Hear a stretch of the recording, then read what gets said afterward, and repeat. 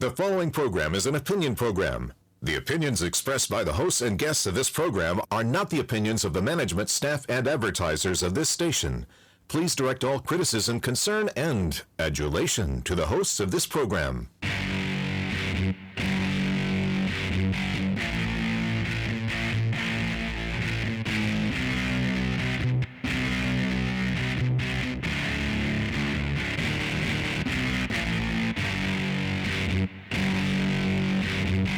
Welcome to Alabama Politics. This week I am Dale Jackson. I'm a radio talk show. You can hear my shows all over the great state of Alabama from 5 to 9 a.m. on WVNN in Huntsville, from 10 until 11 on Talk 99.5 in Birmingham, on News Radio 1440 in Montgomery, and then from 3 until 4 p.m. On the UMP in Huntsville. Mecca Music, not in so many places, but 256today.com. She is the CEO, Smart News for smart people. We've got a great show for you today. Jay Town will be with us, former U.S. Attorney, Northern District of Alabama. We'll talk with him about a couple of things, including crime. I want to get into some of that with him as well. But we got a lot to get into today. I got a party shot for you later. But right now, let's go ahead and get to the 2-minute warning. All right, Mecca, here we go. District 2, redistricting. You said this was a very important thing, and I was like, boring. And you were correct. It is still very interesting. AL-02, this newly drawn district, so an African-American Democrat can win that seat. It has a Democrat, African-American, running against Caroline Dobson, and that race is tight. Some polling done says it's right in her wheelhouse. It can be done. And the Trump-Biden race in that district is apparently tied. Now, Kay Ivey won this district as it's drawn right now last time. So that little bit of data there. So Shamari Figures is trailing Caroline Dobson in this particular race, and it's winnable. Now, some of that comes from her campaign and stuff like this. But all those data points, as you put them together, Republicans are going to feel pretty good about this. This is wild. We have been talking about this isn't a slam dunk for Democrats in this district. We've talked about it since the beginning, and we might have even talked about it last week. But when you look at the actual numbers, Biden's approval rating among black voters dropping 22 points since 2020. We had talked about Biden not being a draw to the ballot to get Democratic voters out. Now it's worse than a draw. It's a hindrance, perhaps. It's going to hurt turnout. They're not. I don't think the expectation is that Donald Trump or Caroline Dobson or any Republican is going to get 30% of the black vote. But they don't need that. Right. Exactly. If the turnout is lower and you get 10%, game over across the country. Done. I mean, it's a huge deal if that's how that goes down. And this particular race is an interesting one because this was supposed to be one of the pickups. This was supposed to be a given, a gimme there, and I think you're going to see some money come into this race a lot more than many expected. Well, it's already been identified as a race, an important race for both sides, but I don't think Republicans just realized how within reach it is. Yeah, and I think I talked to Caroline Dobson, I think it was last week, or maybe it was early this week. She made the point that said, look, for $40,000, you can buy a bunch of TV in this media market. For you can need like 10 times that to buy the same amount of TV in Kevin McCarthy's old district. So this race, if you're trying to pick up a seat, maybe this is the cheap one to pick up. All right, moving on. People make themselves look cheap. The gambling people who continue to talk about this. It is now a redistricting issue. Now, look, I'm not going to pull a pillow out and lay down on the desk and be bored by this, but it's interesting to read some of the coverage of this, that now they're thinking, can we take out some of the non-gambling people and replace them with gambling, pro-gambling people, even if they're within the same parties, by redrawing the districts. Now, there's a whole issue with NAACP and all these other things. Wes Allen, the Secretary of State, says, look, I've already addressed this stuff. They've gone through the remedies. I don't expect a redrawing of this. But that's not settled, the state Senate districts. So it is still in play. It's possible. But yes, it is possible.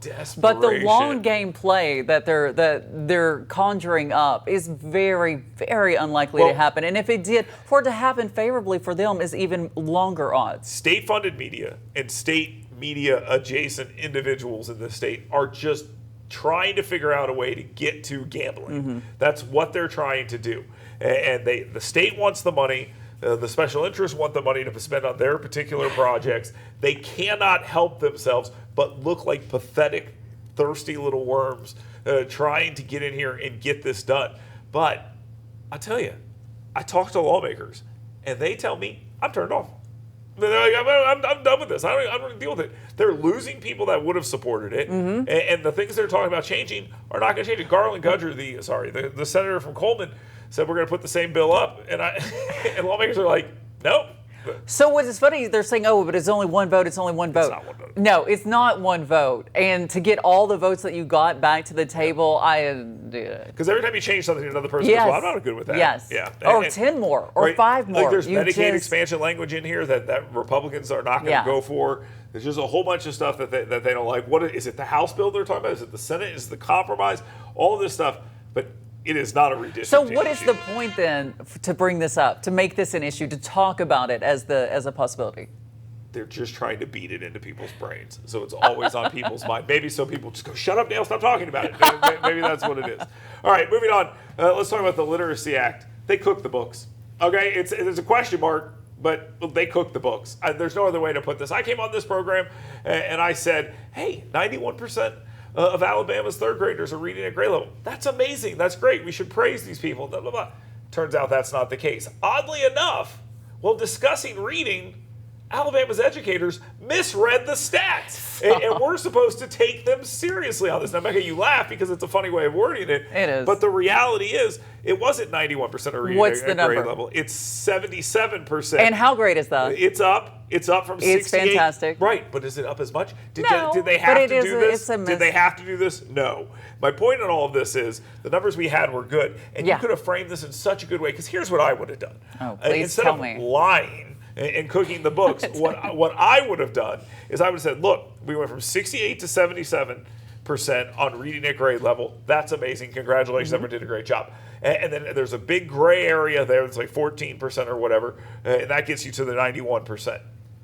Below that, you have people who can't read. Right. Okay? I call And these it's still a significant number. Right. It's a big number there. It's a big number. It's like 4,800. Yeah, but it's nearly cut in 5,000. half from the I time know. before. That's the story. But they didn't tell that story. Instead, they lied. They cooked the books. Or they misread the... I mean, Becca, okay, let me ask you. Which one is it? Did they lie? Did they cook the books? I guess those are the only two options. Did they lie or did they cook the books? Or did they misread it? Just a misinterpretation. They're reading people, not the math people. The Numeracy Act is important, apparently. That's coming next. Yeah, we need to have a Numeracy Act for government employees because apparently they're not able to figure out what they actually did. But let's not lose sight. This is a significant gain, okay? Yes. And it means that we are moving in the right direction. But they cooked and the they're books. doing well. Right? I mean, is No, that fair it was to a say? misinterpretation of data. It happens all the time. Yes, it happens all the time when you cook the books. That is correct.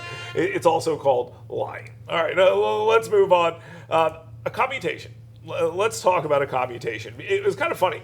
After Joe Biden's crackhead son gets convicted of 3 felony gun counts, he goes before the Moms Demand Action people and say, we got to do something about these guns, as he tried his best to make sure his son was not prosecuted for this, and the whole thing blew up in his face. Now he's saying, no pardon for my son, no pardon, no pardon. And the White House press corps goes in there and says, okay, said no pardon, but what about a commutation? And his press secretary, who, a testament to DEI. I will tell you this, that Karine Jean-Pierre is still there doing this. It's absolutely embarrassing. They ask her about a commutation, and she says, well, maybe. We can't really talk on that. Can't talk about the commutation, which means, how about a commutation form? Mecca. Yes. Joe Biden, win or lose, is going to keep his kid out of prison. And I don't even fault him for it. Okay? That's my question for you. That's the big question. Would you pardon your son? Yes, absolutely. If I became governor of Alabama, the first thing I would do is I'd go to the Attorney General, I'd be like, give me a list of the crimes my kid can commit that I can pardon him for. And I'm like, go ahead. And then I give that to Grant for his birthday. I'd be like, go nuts, go crazy, and go out and do the thing. Obviously, I'm joking. Are you? Yeah. but the simple fact is this. It is incredibly strange that you would allow this conversation to continue. Lie. Are you going to commute him? You just said that. You just... Listen, Joe Biden. Say, I'm not going to do it. Yeah. And then do it. I mean, we all know you're going to do it. No one believes why are you leaving this dangling out there? I mean, come on, let's not be ridiculous. If anyone thinks that they're going to sentence Joe Biden's kid to jail and he's just going to be like, good luck. I mean, it's completely insane. He's not going to jail anyway, number one. But if he did, you're going to get innocent commutation and get him out of there. I mean, it's a bad idea. And really, I'm going to tell you this. They should pardon Joe Biden's son. They should pardon Donald Trump. They should stop this nonsense, and we should move on. So just a pardon party and then go. No one's above the law except those guys. Okay, that's the way. Horrible. I mean, I'm just saying, this is bad for the country. Okay. All of this is very bad for the country, and pardoning all of them and stopping this nonsense would be better than moving forward with this. It's a terrible idea. It's a really bad idea. Mecca, hold on one second. Jay Tal will be with us. I wonder what he thinks about pardoning everybody. Just let everyone out of jail. Amnesty for everyone. We're not going to talk to him about that, but he will be next. Stay tuned. You work hard to earn little escapes because doing your best means being your best. So let us help you discover your best at Premier Dental Spa. With our unique blend of cosmetic, dental, and spa-like aesthetic services, you'll leave feeling relaxed, refreshed, and renewed. Make sure the best you is here to stay and book your appointment online today at premierdentalspa.com. Hey folks, Dale Jackson here for University Kia. This is my son Grant. He's a busy guy. Chess, piano, basketball, wrestling, baseball, you name it. There's probably some stuff that I missed that my wife will be mad about, but here's the thing. It's important to have reliable transportation. And my friends at University Kia, they take great care of me. I've been driving Sportages my entire life. My wife drives a Telluride now, and it is the perfect vehicle for the busy family. Folks, University Kia, let them take care of you like they've taken care of my family. That's University Kia. Learn more at universitykia.com. Tom, Grant and Dale Jackson sent you. Want fun, safe, intelligent fitness programming? Want to build muscular strength, cardiovascular endurance, drastically improve range of motion and mobility, and learn proper nutrition to fuel your life with energy and emotional health? Well, come find out why Iron Tribe Fitness is ranked one of the top 5 fitness programs in America. Come find out why personal training and intentionally working on your current movement patterns individually is not only important, it's just another core value that separates Iron Tribe Fitness from other fitness facilities. To learn how to get your 2-week free pass, go to irontribefitness.com. Attention timeshare owners. This is an urgent consumer alert from the Timeshare Exit Hotline, a national company specializing in helping consumers legally get out of their expensive timeshare contracts. We're offering you a way to legally get rid of your timeshare. So if you're fed up with the maintenance fees that keep on coming and want to learn if you can terminate your timeshare legally and permanently, call today. Even if you've tried before and were unsuccessful in getting rid of your timeshare, call today and see if we can help. We offer a complete 100% unconditional client satisfaction guarantee. Make this completely free call and learn how we can help you legally put an end to your timeshare nightmare once and for all. You have nothing to lose, so call right now to qualify and receive a free consultation. You can terminate your timeshare legally and permanently, but you've got to call now. Call the number on your screen today. It's a free call. Do you have diabetes? If you have insurance, you may qualify for a new continuous glucose monitor. With a CGM, you can continuously track your levels and trends, spend more time in range, significantly lower your A1C, and share important data with loved ones and caregivers. Most importantly, a CGM eliminates the one thing most people with diabetes hate: painful finger sticks. Take charge of your health. Order your new continuous glucose monitor today. If you use insulin and have seen your diabetes care provider within the last 6 months, you may qualify for a CGM today. We'll do all the insurance paperwork and deliver your new CGM at little or no out-of-pocket cost to you. Medicare and most insurances cover continuous glucose monitors, so don't wait. Have your insurance handy and call the CGM Health Hotline now.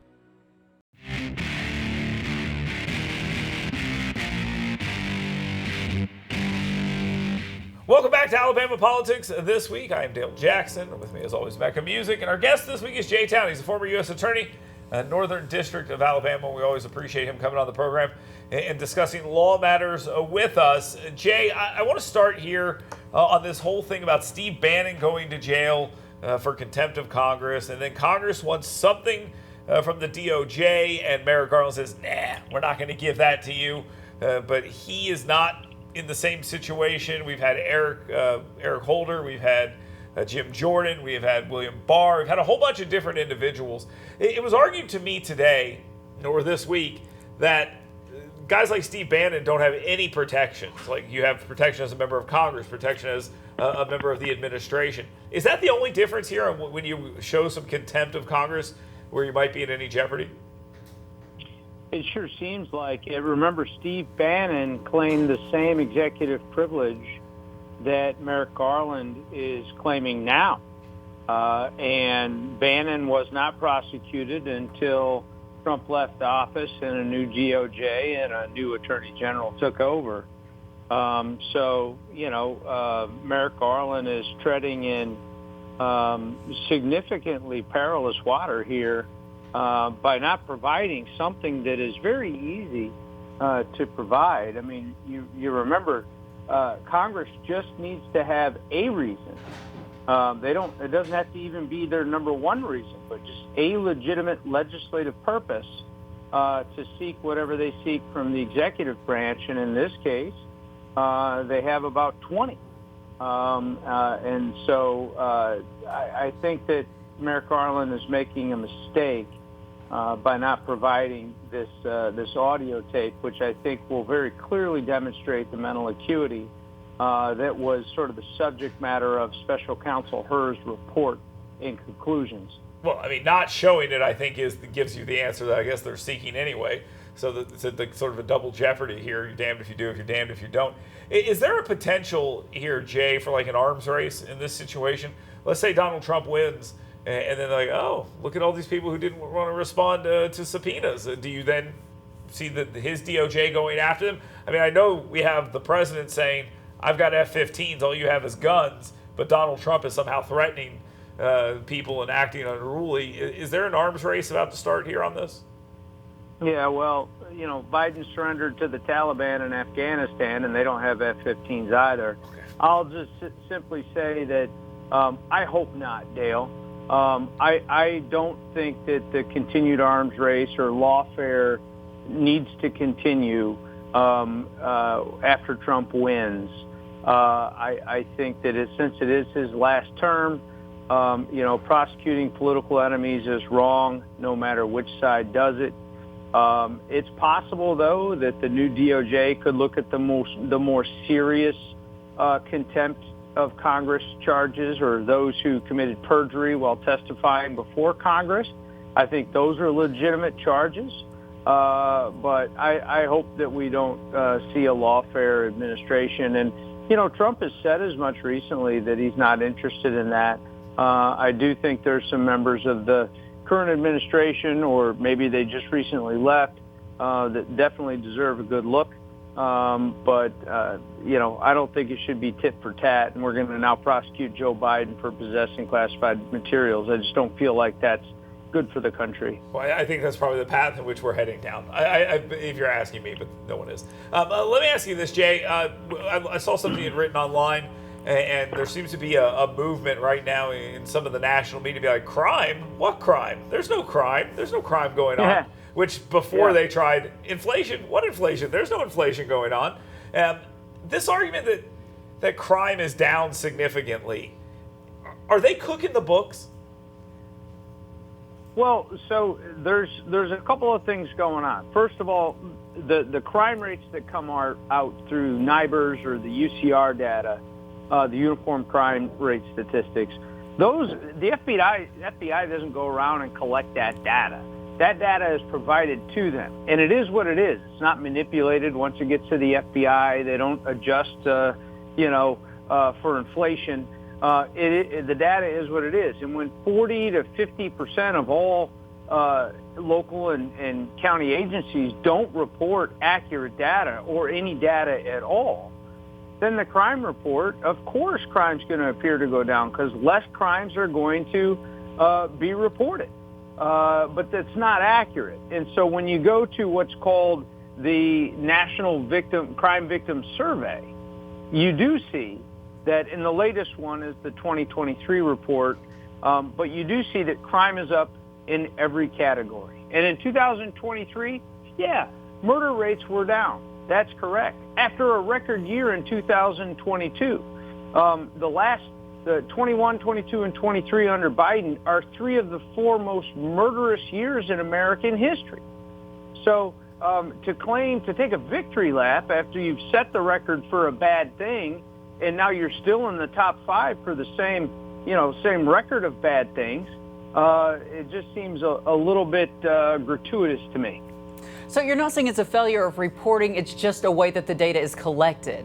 Whereas the second standard that you were mentioning, how is that collected and why does that make it more accurate?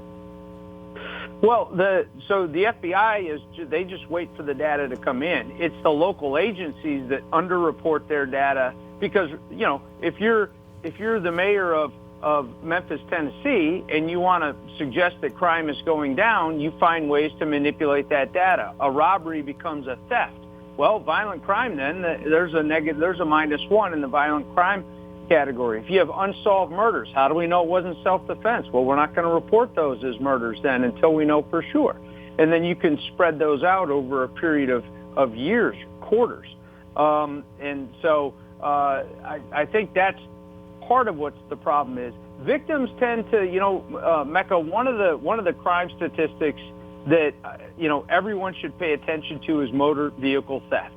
All the crimes that take place, victims tend to report around 40-50% of the crimes that take place, except motor vehicle theft, which is reported around 80 to 90% of all. Your car gets stolen, you report it. And so that's a real good determining factor of an indicator of whether crime's going up or down. And motor vehicle theft in the last 3 years has been skyrocketing. That's a really interesting data point. And I want to ask you this. A lot of what we've been talking about when it comes to crime is a lack of prosecution. You see a lot of talk there. Does that change the numbers? Are these numbers just numbers and it's not dealing with prosecutions at all? It's just the crimes themselves? No, it does change the numbers because when you don't prosecute individuals for crime, what happens, the natural result of that is under policing. So police officers, if you're not going to prosecute someone for shoplifting, right, or theft of a pharmaceutical at a pharmacy or something like that, that guy's just going to go free. Well, I'm not even going to respond anymore. I'm not going to, as a police officer, I'm not going to, it's not worth the paperwork to arrest somebody, have them get no bail. They're out in 15 minutes where I got 4 hours worth of paperwork just to book them in.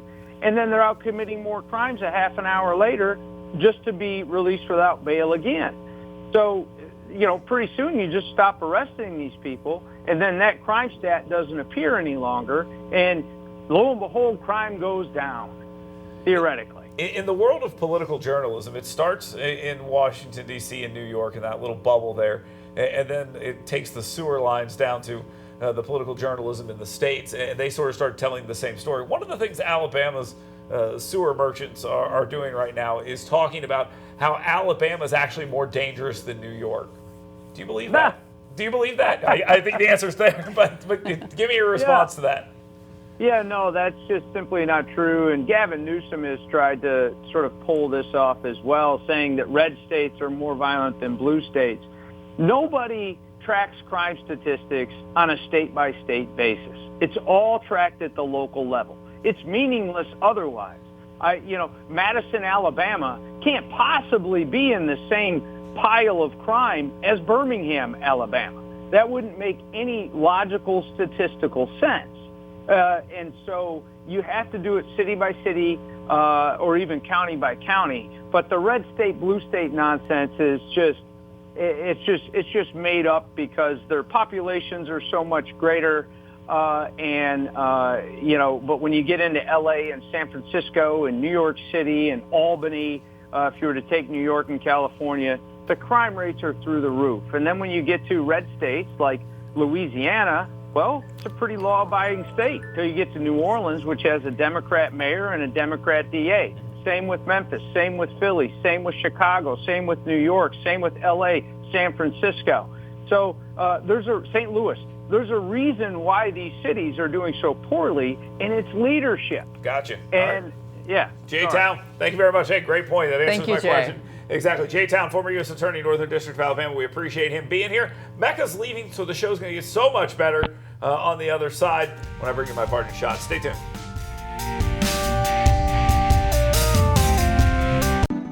You work hard to earn little escapes because doing your best means being your best. So let us help you discover your best at Premier Dental Spa. With our unique blend of cosmetic, dental, and spa-like aesthetic services, you'll leave feeling relaxed, refreshed, and renewed. Make sure the best you is here to stay and book your appointment online today at premierdentalspa.com. Hey folks, Dale Jackson here for University Kia. This is my son Grant. He's a busy guy. Chess, piano, basketball, wrestling, baseball, you name it. There's probably some stuff that I missed that my wife will be mad about, but here's the thing. It's important to have reliable transportation. And my friends at University Kia, they take great care of me. I've been driving Sportages my entire life. My wife drives a Telluride now, and it is the perfect vehicle for the busy family. Folks, University Kia, let them take care of you like they've taken care of my family. That's University Kia. Learn more at universitykia.com. Tom Grant and Dale Jackson sent you. Want fun, safe, intelligent fitness programming? Want to build muscular strength, cardiovascular endurance, drastically improve range of motion and mobility, and learn proper nutrition to fuel your life with energy and emotional health? Well, come find out why Iron Tribe Fitness is ranked one of the top 5 fitness programs in America. Come find out why personal training and intentionally working on your current movement patterns individually is not only important, it's just another core value that separates Iron Tribe Fitness from other fitness facilities. To learn how to get your 2-week free pass, go to irontribefitness.com. Attention timeshare owners. This is an urgent consumer alert from the Timeshare Exit Hotline, a national company specializing in helping consumers legally get out of their expensive timeshare contracts. We're offering you a way to legally get rid of your timeshare. So if you're fed up with the maintenance fees that keep on coming and want to learn if you can terminate your timeshare legally and permanently, call today. Even if you've tried before and were unsuccessful in getting rid of your timeshare, call today and see if we can help. We offer a complete 100% unconditional client satisfaction guarantee. Make this completely free call and learn how we can help you legally put an end to your timeshare nightmare once and for all. You have nothing to lose, so call right now to qualify and receive a free consultation. You can terminate your timeshare legally and permanently, but you've got to call now. Call the number on your screen today. It's a free call.